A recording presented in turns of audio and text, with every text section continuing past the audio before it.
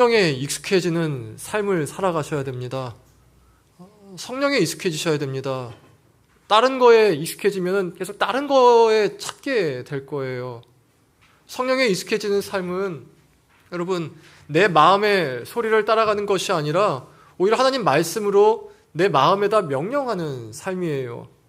지금 무슨 생각 드십니까? 아침 일어났을 때 무슨 생각 드시겠습니까? 별의별 생각이 다 드실 겁니다.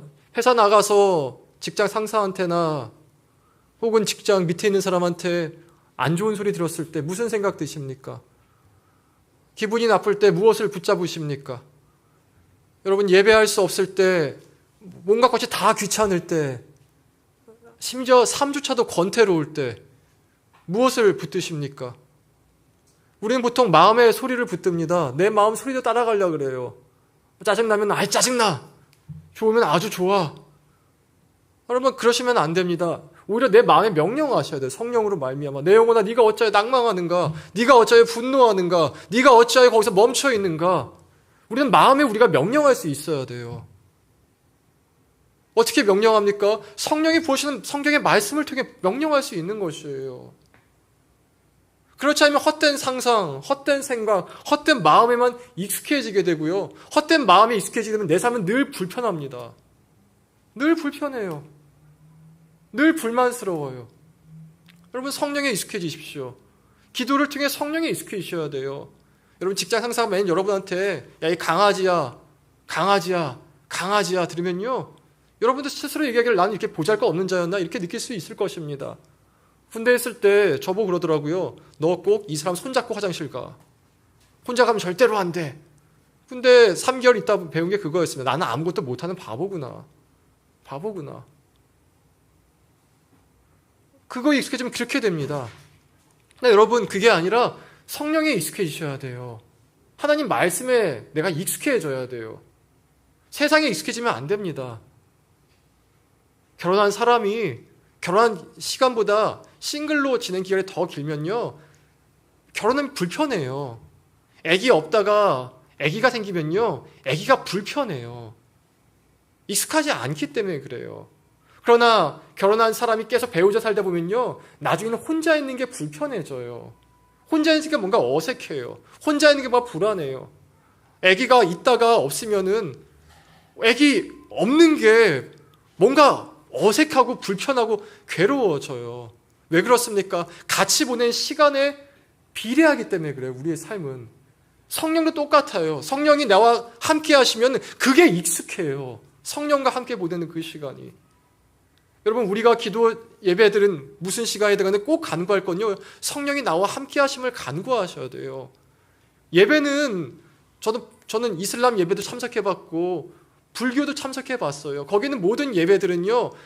그 포커스가 내 자신의 개인적 깨달음에 있어요. 좀 더 나은 나, 좀 더 괜찮은 나, 좀 더 인내심 많아지고 좀 더 지혜로워지는 나에 있어요. 우리 기독교의 예배는 나에게 소망을 두지 않아요. 불교는 이렇게 얘기하죠. 네 마음속에 답이 있어. 성경은 이렇게 얘기해요. 너의 마음속엔 답이 없어. 답은 하나님께 있어요. 하나님과 익숙해져야 돼요. 사람은 누구나 혼자 있는 게 제일 편해요. 외로워하면서도. 결혼해도 그럴 거예요. 여러분 결혼해도 혼자 있는 게 편해요. 그래서 혼자 있고 싶어. 뭐 이럴 자식아 아내가 친정 가면은 춤춘다고. 개그 같은데 보면은 혼자 있는 게 몸은 편해요. 근데 점점 죽어가요. 우리도 마찬가지예요. 하나님 떠난 인생이 편해요. 창세기 6장 보면 이렇게 써 있어요. 하나님께 그들을 떠나셨는데 그들이 마음껏 장가가고 시들고 먹고 마시고 해요. 그게 편해서. 그러다가 마지막에 다 같이 멸망해요. 지난주에 에서와 야곱 예 들으셨죠? 하나님이 에서를 버리시니까 어떻게 하죠? 에서한테는 아무것도 말씀하지 않으세요. 그래? 그렇게 살아봐. 반면에 야곱은 어떻게 하시죠? 늘 말씀하시죠. 야곱아 멈춰. 야곱아 네가 돌베개를 벤다 할지라도 내가 너와 함께 있어. 그게 하나님의 복이에요. 하나님은 우리를 하여금 이 땅에 익숙해지는 것이 아니라 하늘에 익숙해지게 하나님과 함께하는 것에 익숙해지게 만들어 가세요. 우리가 이걸 지금부터 익숙해져야 돼요. 지금부터 우리 몸을 쳐서 그리스도께 복종시켜야 돼요. 여러분, 그렇지 않으면 우리는 죄에 익숙해지게 될 거예요. 죄가 편해요. 여러분, 그거 아십니까? 사람은 누구나 자기의 죄에 관대합니다. 아주 관대해요. 지난주 이슈가 그거였죠. 밀양의 44명의 가해자들의 신상이 나와가지고 큰 논란이 되지 않았습니까? 근데 참 그 악독한 사건이었죠. 어떻게 그런 사건을 일으키게, 참 말이 안 될 정도로 악한데, 더 화가 났던 건 그들의 태도였죠. 그들이 SNS에 말하기를 어릴 적에 그럴 수 있는 거 아니냐. 내가 고등학생이었는데 고등학생이면 좀 성폭행도 할 수 있는 거 아니냐. 44명이 집단 강간을 했거든요. 여자 1명을. 그럴 수 있는 거 아니냐. 이렇게 얘기했습니다. 보여주는 게 뭐죠? 사람은요, 자기 죄에선 관대해요. 자기 죄는 익숙해져 있기 때문에 그래요. 더 나아가서 그 죄가 끼치는 영향력이 보인다 할지라도 별로 신경 쓰지 않아요. 그 피해자가 지금 어떠한 삶을 살고 있음에도 불구하고 가해자들은 그거 네가 극복 못한 거 아니냐. 네가 약해서 그런 거 아니냐. 이미 20년 지났는데 왜 그걸 또 들춰오려냐. 이렇게 얘기됩니다. 얼마 전에, 몇 달 전에 한 상담 프로에서 한 연예인이 나왔어요. 연예인이 나와가지고 남자 연예인인데 그 상담사 오은영 박사가 얘기하기를 당신 지금 아주 심한 불안과 우울증이 있다고 얘기했습니다. 그러면서 이대로 쭉 가면 몇 달 내에 당신은 극단적 시도할 가능성이 매우 높다고. 지금이 골든타임이라고. 지금 마음을 좀 돌이켜야 된다고. 이렇게 얘기해요. 돌이켜야 된다고. 마음을 치료하라가 돌이키라 얘기했어요. 그래가지고 그 사람 얘기를 들어보니까 그 사람이 마음이 죽어가는 이유가 부모님의 학대 때문이었어요. 어렸을 때 부모님이 학대를 당했대요. 그래서 그 프로에 보니까 그 연예인과 어머니 아버지를 서로 만나게 합니다. 만나가지고 그 연예인이 물어봐요. 엄마 아빠한테. 이렇게 얘기했어요. 왜 이렇게 저를 때리셨어요? 왜 이렇게 저를 때리셨나요? 이렇게 얘기했습니다. 근데 그때 그 부모님이 뭐라 얘기하면 이렇게 얘기했어요. 너 잘 되라고 때렸어. 너 잘 되라고 때렸어. 근데 그 잘 되라고 때린 것에서 여러분 그 연예인 죽어가고 있었거든요. 여러분 여담이지만 성경은 체벌을 하라고 얘기하고 있어요. 어렸을 때 반드시 체벌을 하라고. 근데 체벌과 학대의 차이점이 있습니다. 체벌의 기준은 성경의 기준이 되어서 아이들에게 먼저 그 성경을 알려준 다음에 그것을 따라가지 않았을 때 체벌하는 거예요. 참고로 3세 미만의 체벌하면 애들이 체벌인지 아닌지 인지를 못합니다. 이게 날 실어서 때리는 것인지 인지를 못해요. 6세 이후에 때리라고 돼 있어요. 6세, 6, 7세 이후에. 근데 학대는 뭐죠? 내 기분이 나쁘니까 때리는 거예요. 내 감정이 나쁘니까. 그게 학대예요. 근데 이 사람은 학대를 당했거든요. 근데 학대된 자기 아들이 불안증으로 죽어가고 있는데 부모님은 거기서 아무런 죄책감을 느끼지 못했어요. 오히려 이렇게 얘기해요. 난 너 잘 데려간 거야. 난 나의 최선을 다했어. 뭐 부모님이 옳다 그러다가 아니라 사람은 자신의 죄가 만들어낸 결과에 대해서도 관대해요. 남의 죄는 되게 민감해요. 자신의 죄에 대해서는 늘 관대해요. 왜 그런지 아십니까? 이미 죄에 익숙해져 있기 때문에 그래요. 성령에 익숙해지지 않으면 죄에 익숙해집니다. 죄에 익숙해져요. 왜 죄에 익숙해진지 아십니까? 기준이 자기 자신이기 때문에 그래요. 죄의 기준을 자기 자신을 잡습니다. 자기 자신을 잡으니까 내가 학대를 하더라도 그럴 수 있는 게 되고, 내가 어린 여중생을 집단으로 성폭행하고 간통을 하고 도둑질하더라도 그럴 수 있는 게 되어버리는 것이죠. 이 죄에서 내가 나올 수 있는 하나의 기준은 뭐냐면요, 하나님 말씀을 나의 기준으로 삼는 것이에요. 성령에서 인도심을 내 기준으로 삼는 것이죠. 여러분, 모든 사람들에게 공통적으로 적용되는 하나님의 기준이 있습니다. 그 기준을 성경은 이렇게 얘기해요. 율법이라고. 우리 로마 3장 19절 한번 읽어보겠습니다. 다 같이 읽습니다. 우리가 알거니와 무릇 율법이 말하는 바는 율법 아래에 있는 자들에게 말하는 것이니 이는 모든 입을 막고 온 세상으로 하나님의 심판 아래에 있게 하려 함이라. 여기 우리에게 말하는 율법의 판결이 있습니다. 유죄예요. 유죄다. 저 하나님의 심판 써 있는데, 심판은 헬러로 하이페티코스라는데 이것은 심판이 아니라 유죄 판결 받은 걸 의미해요. 유죄 판결 받은 것. 기독교만큼 죄에 대해서 많이 얘기하는 종교도 없습니다. 그건 여러분에게 죄책감을 주려는 것이 아니라 기독교가 지독하게 현실적이기 때문에 그래요. 의사들 만나봤습니까? 의사들 만나보면요, 모든 것에 질병과 연관시켜 봅니다. 걷는 자세, 앉은 모습, 손, 모든 것에. 제가 신학교 다닐 때 한 의사와 친해졌습니다. 제가 전도사 할 때 그 초등생 아버지, 중학생 아버지였는데 그 사람은 늘 손소독제 있죠. 늘 바르게 손 닦고 다녔어요. 닦고 다니면서 너무 강박적으로 얘기하길래 좀 너무하신 거냐 물어보니까 저를 데리고 가더니만 손에다 이렇게 헝겊을 묻히시더라고요. 묻혀가지고 자기 방에 있는 현미경을 다 보여주시는데 여기에 되게 많은 병균이 있었어요. 그러면서 이렇게 말했습니다. 너 손에 병균이 몇 개 있는지 아냐고. 몇 개나 있는지 아냐고. 우리는 매일 그걸 보며 살아간다고. 매일 보며 살아간다고. 그래서 그분은 이거에 되게 강박적이었어요. 근데 그것이 그분의 강박이 아니라 그게 그분의 현실이었기 때문에 그래요.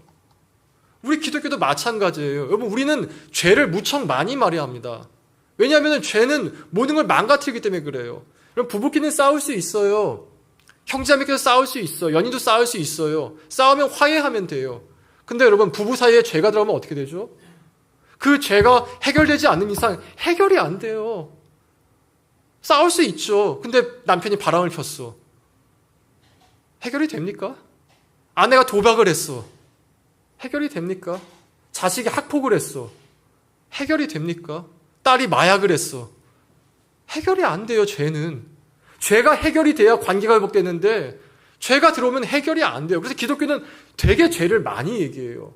왜냐하면 그 죄가 결국에는 우리를 죽이기 때문에.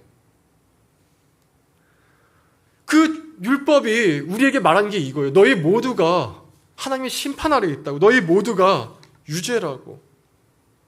불편하죠. 우리가 정말 그런 사람들인가. 왜냐하면 우리가 볼 때는 우리 자신 썩 괜찮은 사람들이거든요. 하지만 우리를 향한 하나님 판결은 유죄입니다. 그 이유는 하나님의 법을 나의 기준으로 삼은 것이 아니라 나 스스로 나의 기준으로 삼았기 때문에 그렇습니다. 우리는 하나님이 날 다스리는 게 싫습니다. 하나님 말씀에 내가 순종하는 게 싫습니다. 우리 마음은 죄에 기울어져 있어요. 여러분, 의무감에 죄 행하는 사람 아무도 없습니다. 오히려 즐거워하면서 우리는 죄를 짓습니다. 무신론자이자 하나님을 싫어했던 프로이드가 인생 말기에 인간 본성을 이렇게 얘기했어요. 다음 슬라이드요. 저 사람이 프로이드인데 이렇게 얘기했습니다. 모든 인간은 이웃을 상대로 공격하고 싶고 착취하고 싶고 성적으로 강탈하고 싶고 경멸하고 싶으며 고통 주고 싶고 고문하여 죽이고 싶은 본성이 인간 모두에게 내재되어 있다.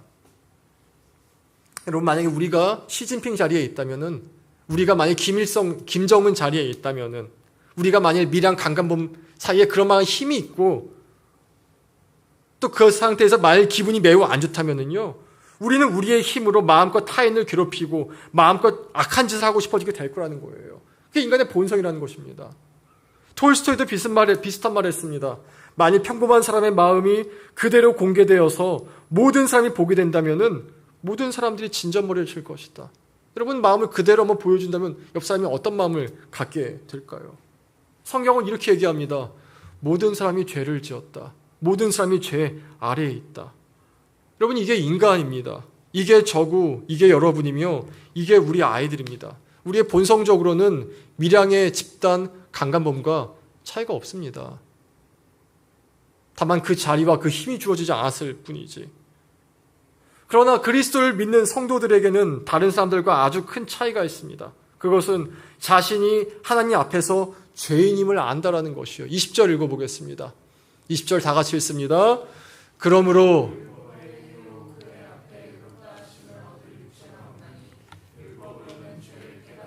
율법이 하나님의 기준이라고 얘기했습니다. 하나님의 기준 나를 비춰볼수록 우리 자신이 죄인임을 알게 됩니다.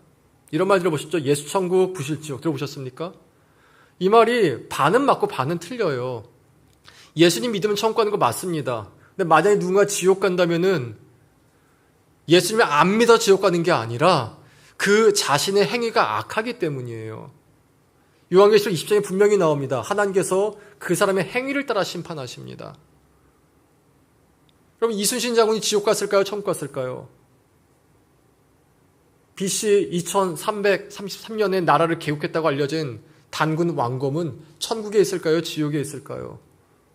간단합니다. 그의 삶이 착했으면 천국 갔을 것이고 그의 삶이 하나님 보시기에 죄가 있다면, 죄가 단 하나라도 있다면 지옥 갔을 겁니다.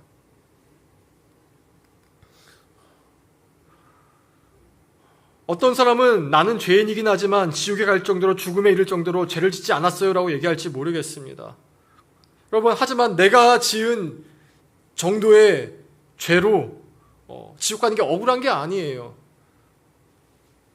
여기 성경이 말하는 죄의 정체가 있습니다. 모든 죄는 하나님을 조롱하고 무시하는 거예요. 여러분이 중국 가서 시진핑 뺨을 때렸습니다. 어떨 것 같습니까? 여러분 러시아에 가서 푸틴을 모욕했습니다. 어떤 취급받을 것 같습니까? 여러분 사우디아라비아에 가서 빈살만 왕태자의 모욕을 했어요. 그럼 그 나라에서 살아나올 수 있을 것 같습니까? 못 나올 것입니다. 우리가 죄가 하나님 향해 그렇게 한다는 것이에요. 우리가 내 본성으로 내 기준을 삼고 내 기준으로 살아가는 그것이 하나님께 그렇게 조롱하는 것입니다. 그리고 하나님 만드신 이 세상에서 하나님이 정하신 죄의 형벌은 죽음이며 지옥이었습니다. 여러분, 제가 죄를 얘기하면서도 내 안에 큰 허탄함이 있습니다. 여러분, 성령으로 말미암아 이것을 듣지 않는다면은 아무리 죄를 얘기한들 절대로 나는 죄인의 생각이 들지 않을 거예요. 여러분께서 하나님의 마음을, 성령을 주셔서 여러분의 죄를 보기 바랍니다. 여러분의 죄가 보이지 않으면 십자가는 아무 의미가 없게 됩니다. 우리가 죄의 본성을 갖고 있고 수많은 죄를 지며 살아가는데 하나님은 우리를 벌하시려고 하는데 문제가 생깁니다. 하나님께서 우리를 사랑하신다라는 것이었죠. 그래서 하나님께서는 죄 지은 모든 사람들을 위해서 그들이 죽지 않고 하나님과 다시 살아갈 수 있는 방법을 만드셨어요. 그게 21절입니다. 21절을 다 같이 한번 읽어보겠습니다. 이제는 율법 외에 하나님의 한 의가 나타났으니 내게 증거를 받은 것이라. 율법 외에 곧 하나님의 법을 지키는 것 말고 이 땅에서 하나님과 함께 살아갈 수 있는 방법이 나왔습니다. 그 방법이 22절입니다. 22절 읽어보겠습니다. 곧 예수 그리스도를 믿음으로 말미암아 모든 믿는 자에게 미치는 하나님의 의인이 차별이 없느니라. 법을 지켜서 의롭다고 하는 것이 아니라 예수를 믿으면서 믿음으로 말미암아 의인이 되는 것이죠. 세상은 이것을 굉장히 불편해합니다. 아니, 죄를 지었으면 벌 받아야지. 어떻게 믿는다고 용서받아? 어떻게 믿는다고 용납받아? 근데 여러분, 우리가 믿음으로 구원받지만 믿는 것 때문에 구원받는 게 아니라 내가 받아야 될 형벌을 예수님이 받았기 때문에 우리가 구원받는 것이에요. 내가 받아야 할 그 형벌을 예수님이 받으셨어요. 어떤 사람은 이렇게 묻습니다. 어떻게 2000년 전에 죽은 한 사람이 죽은 것으로 말미암아 그를 믿는 수억, 수십억의 사람들의 죄가 용서받을 수 있냐고. 그 이유는 이렇습니다. 예수님의 생명은 그 수십억 사람들의 죄보다, 수십 사람들보다 훨씬 존귀하고 가치 있기 때문에 그래요. 여러분 기억하십시오. 하나님께 생명은 동등하지 않습니다. 여기 저울이 있습니다. 한쪽으로 예수님이 계시고 이 한쪽으로 모든 인간, 모든 동물, 모든 식물의 생명체가 다 여기에 있습니다. 저울을 맨나면은 하나님의 저울은 이쪽으로 내려가는 것이 아니라 이쪽으로 내려갑니다.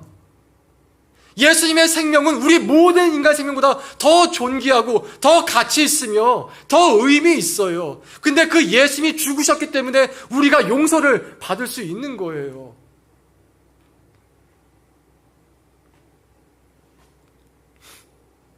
여러분이 자녀를 살리기 위해 고기를 먹이지 않습니까? 그럼 그 짐승의 생명과 여러분 자신의 생명은 똑같습니까? 똑같지 않을 것입니다. 소 100마리, 10,000마리, 아니 이 땅에는 모든 소를 다 합친다 할지라도 내 자녀의 생명과 결코 견줄 수 없을 거예요. 하나님께 예수 그리스도가 그런 분이셨습니다. 모든 인간의 생명을 다 견준다 할지라도 하나님께 예수님보다 중요하지 않았어요. 근데 그 예수님께서 우리를 위해 죽으심으로 말미암아 우리가 죄 용서를 받게 된 것이에요. 여러분, 그러니 이 예수를 믿는다는 것은 결코 작은 일이 아닙니다. 여러분 다음 슬라이드. 예수님을 믿는다는 것은 주식 투자할 때 자산관리사의 말을 믿어보는 그 정도가 아니에요. 예수를 믿는다는 것은 제일 비슷한 게 이거더라고요. 수술을 앞둔 환자가 의사에게 자기 몸을 맡기는 것입니다. 여러분 생각해 보세요. 곧 의사는 환자의 몸에 칼을 댑니다. 곧 의사는 환자가 알지도 못하는 것을 주사할 것입니다. 뭐가 들어갈지도 모르겠죠. 어쩌면 그 의사는 환자의 몸에서 오장육부 중 일부를 떼어 절제할지도 모르겠습니다. 그럼에도 불구하고 환자는 의사에게 몸을 맡깁니다. 왜냐하면 살려면 그 길밖에 없기 때문에요. 이게 믿는다는 거지 않습니까? 예수를 믿는 믿음이 그 믿음과 비슷해요. 그 믿음과 비슷해요. 내가 나에게 소망이 없기 때문에, 내가 내 몸을 어떻게 하지 못하기 때문에 맡기는 것이죠. 이 예수님께 내 몸을 맡긴 자, 곧 믿는 자들에게 예수님의 희생은 이렇게 써 있습니다. 화목제물이 되었다고. 25절 한번 읽어보겠습니다. 다 같이 읽습니다. 이 예수를 하나님이 그의 피로써 믿음으로 말미암는 화목제물로 세우셨으니, 화목제물이 뭐냐면 이런 겁니다. 다음 슬라이드요. 구약의 시대에 한 사람이 죄를 지으면은 어린 양이나 염소를 가지고 왔습니다. 이게 염소입니다. 양이나 염소고, 이 와가지고 머리에 손을 얹고 눕힌 다음에 손을 얹고 이렇게 이야기합니다. 내 죄를 얘기합니다. 하나님, 제가 오늘 아내한테 거짓말을 했습니다. 남편한테 거짓말을 했습니다. 이 죄를 이 사람들이, 흰옷 입은 사람들이 제사장들이거든요. 제사장을 보면서 그 죄를 고백해요. 죄를 고백하면 제사장들이 이렇게 기도합니다. 하나님, 저 사람이 죄를 지금 고백하였습니다. 저 사람의 죄가 저 어린 양에게 전가되게 하옵소서. 전가되었을 때 제사장이 그 어린 양의 목을 빼고 반을 갈라서 내장을 빼고 이렇게 불태워 버립니다. 그게 화목제물이에요. 한 친구가 이런 말을 했어요. 자기는 수의사인데 하나님을 믿을 수가 없다고. 어떻게 동물의 생명을 죽여서 인간을 살리냐고. 근데 여러분, 아까도 말씀드렸죠. 하나님께는요, 동물보다 인간이 더 중요하셨어요. 그냥 그게 하나님 맡으신 원리였어요. 그 원래 세계였어요. 그러셔가지고 이 죄의 대가를 사람이 받아야 되는데 동물이 대신 받게 한 것이죠. 그런데 예수님께서 우리의 화목 제물이 되셨습니다. 예수님께서 자신의 죽음으로 말미암아 모든 사람들의 죄를 짊어진 어린 양이 되신 것입니다. 원래 이 십자가에서 죽을 사람은 나 자신이었어요. 여러분, 교회는요, 우상을 만들지 않아요. 왜냐하면 제2계명이 이거지 않습니까? 우상을 만들지 말라. 근데 이 십자가는 왜 달아놓은지 아십니까? 여기 예수님이 달려서 가는 것이 아니라 여기에 달릴 사람이 바로 나였다는 것을 기억하라는 것이에요. 만약에 예수님께서 전기자 들어왔으면 전기자가 있었을 것이고, 예수님 목 베어 죽였다면 칼이 달려 있었을 것입니다. 너가 죽을 그 사람한테 기억하라는 것이에요. 더 나아가서 예수님의 십자가는 우리가 과거에 지은 죄뿐만 아니라 미래에 지은 모든 죄까지도 용서하십니다. 근데 조건이 있어요. 그 조건이 뭐냐면 내가 예수님 안에 계속 있어야 돼요. 우리 24절 읽어보십시다. 다 같이 읽습니다. 그리스도 예수 안에 있는 하나님의 은혜로 값없이 의롭다 하심을 얻은 자 되었느니라. 속량이 뭐냐면요, 값을 대신 치르다예요. 그리스도 예수 안에 속량이 있습니다. 이 속량으로 말미암아 은혜가 내려오고 그 은혜로 말미암아 내가 의롭다 하심을 얻는 게 되는 것이에요. 가장 핵심이 뭐냐면 내가 그리스도 안에 있어야 돼요. 내가 죄 용서함 받은 다음에 다시 그리스도 밖으로 나간다면 다시 죄가 나를 다스리게 됩니다. 그래서 자신을 예수님께 맡긴 자는요, 늘 예수 안에 있으려고 해요. 제가 지난주에 그 말했죠. 죄사함과 거듭남이 다르다고. 죄사함의 선포는 온 세계 모든 사람이 다 선포되었어요. 요한일서 2장 2절. 예수께서 죽으심은 믿는 자들 죄뿐만 아니요 세상의 모든 죄를 짊어지셨으니. 근데 거듭나는 건 뭐죠? 그 죽으심을 믿는 자들이 거듭나요. 거듭난다고요. 거듭나요. 믿지 않는 자는 거듭나지 못해요. 죄사함의 선포에 거듭나지를 못하니까 구원에 이르지 못하게 되는 것이에요. 여러분, 거듭난 자의 세 가지 징후가 있어요. 오늘 가지모임에 그거 얘기합니다. 그 세 가지를 한번 그 세 가지로 여러분 한번 점검해 보시기 바랍니다. 내가 거듭난 자인지 아니면 거듭나지 못한 자인지. 요한복음 3장에 보면 니고데모라는 사람이 나옵니다. 그 사람 율법학자였습니다. 근데 이렇게 얘기하죠. 주님, 전 구원 받습니까? 전 구원 받았습니까? 전 구원 받았습니까? 물어봤어요. 여러분 물어보고 싶지 않아요? 하나님 만나면 전 구원 받았나요? 전 구원 받았나요? 물어보고 싶지 않습니까? 물어봤을 때 예수님이 대답한 게 뭐였죠? 물과 성령으로 거듭나지 않으면은 하나님 나라에 들어가지 못한다.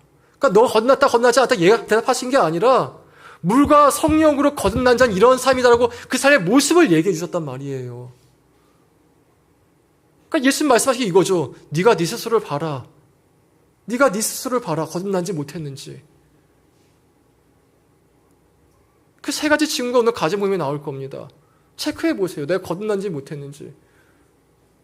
여러분, 하나님은 사람 많다고 거듭나게 하신 분이 아니세요. 이스라엘 백성들 200만이나 되는 사람들이 광야를 지나갔지만 가나안에 들어간 사람은 여호수아 갈렙 두 사람밖에 없었습니다. 199만 9,998명이 죽었고 2명만 들어간 거예요.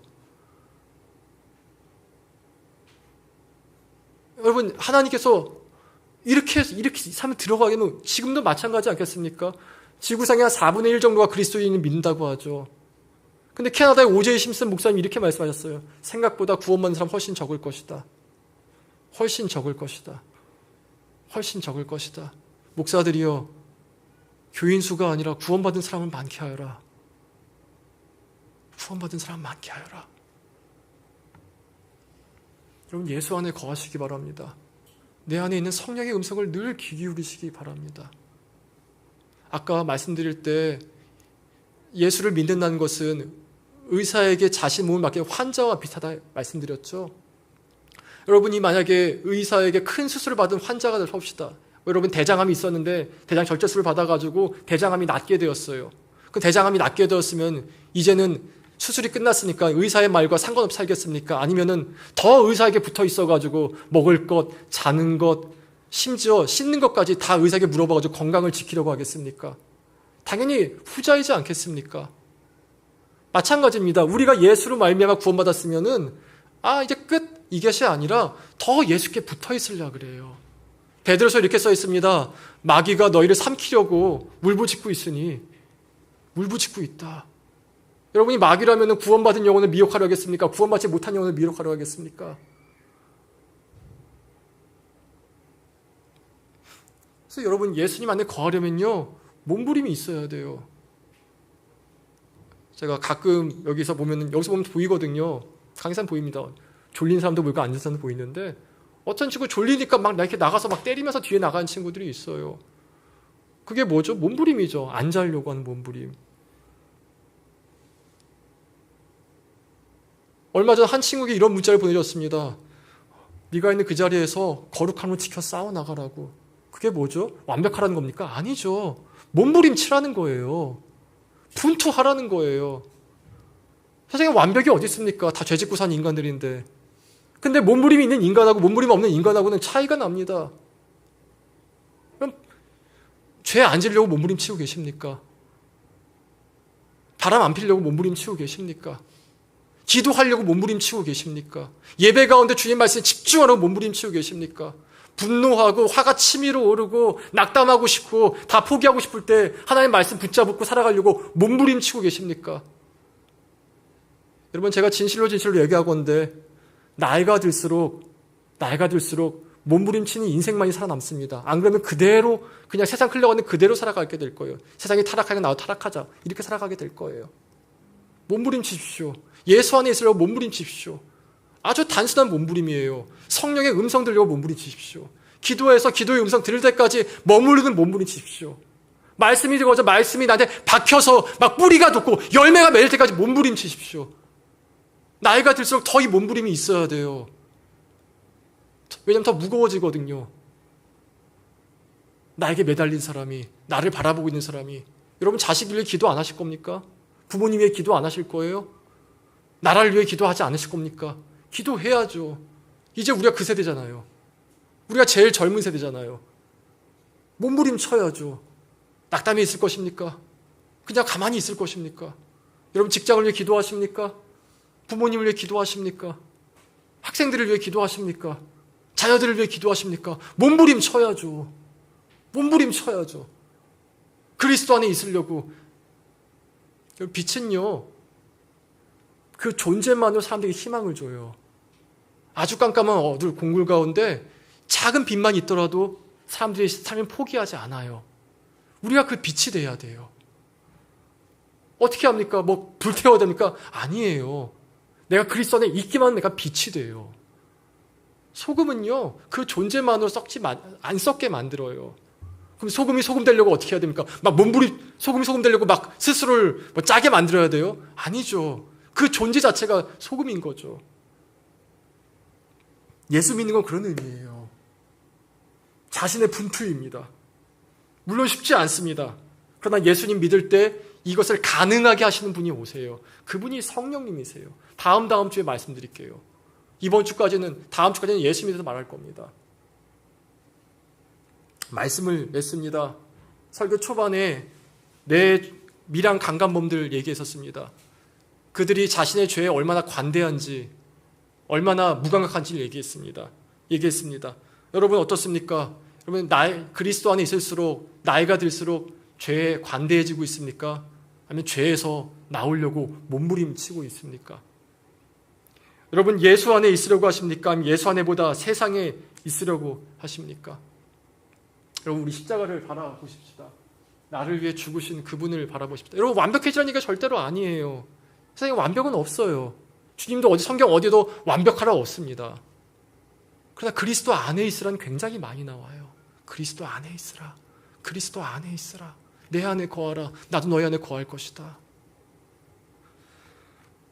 말씀과 기도를 통하여서 나의 죄를 위해 죽으신 그리스도 안에 늘 거하시는 저와 여러분에게 진심으로 기원합니다.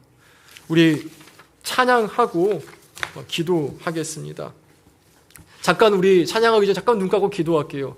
기도할 때 이렇게 기도하십시오. 하나님, 제가 지금 기도하는 이 시간 가운데 성령 안에 거하게 해달라고. 성령으로 말미암아서 나는 마땅히 기도할 바를 알지 못하지만 지금도 말할 수 없는 탄식으로 나를 위해 기도하시는 성령님의 그 간구에 내가 가치 있게 해달라고. 이 시간 잠깐 눈을 감으시고 침묵으로 하나님, 내가 기도하게 하소서, 성령의 기도로 내가 가게 하소서라고 잠깐 기도하십시다. 기도하겠습니다.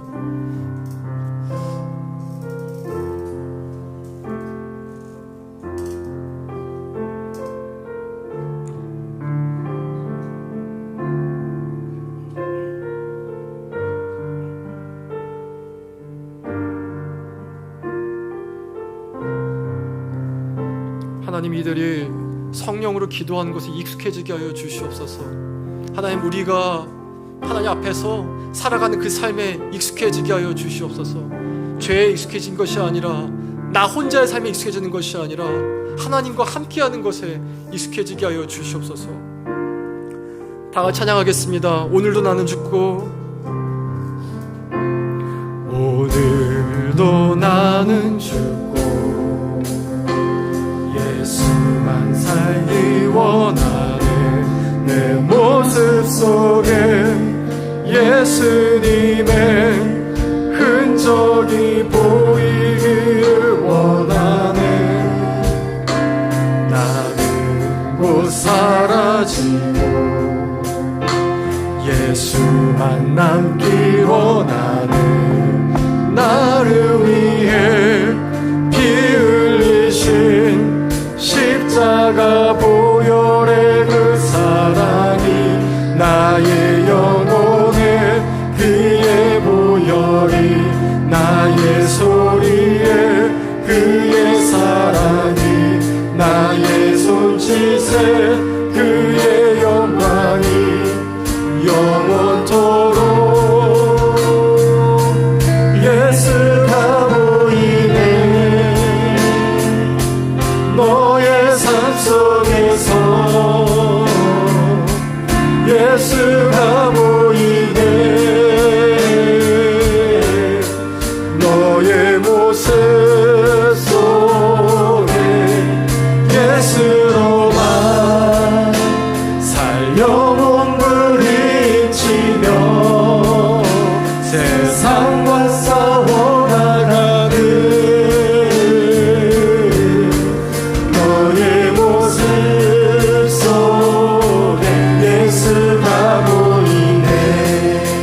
기도하겠습니다. 오늘도 나는 죽고,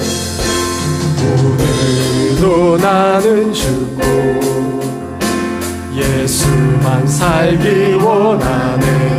내 모습 속에 예수님의 흔적이 보이기를 원하네. 나는 곧 사라지고 예수만 남길 원하네.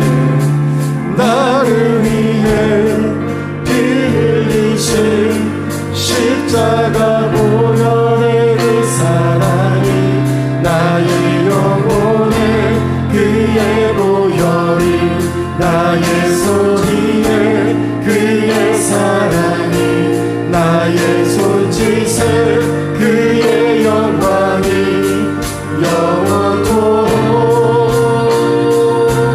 예수가 보이네. 우리 삶 속에서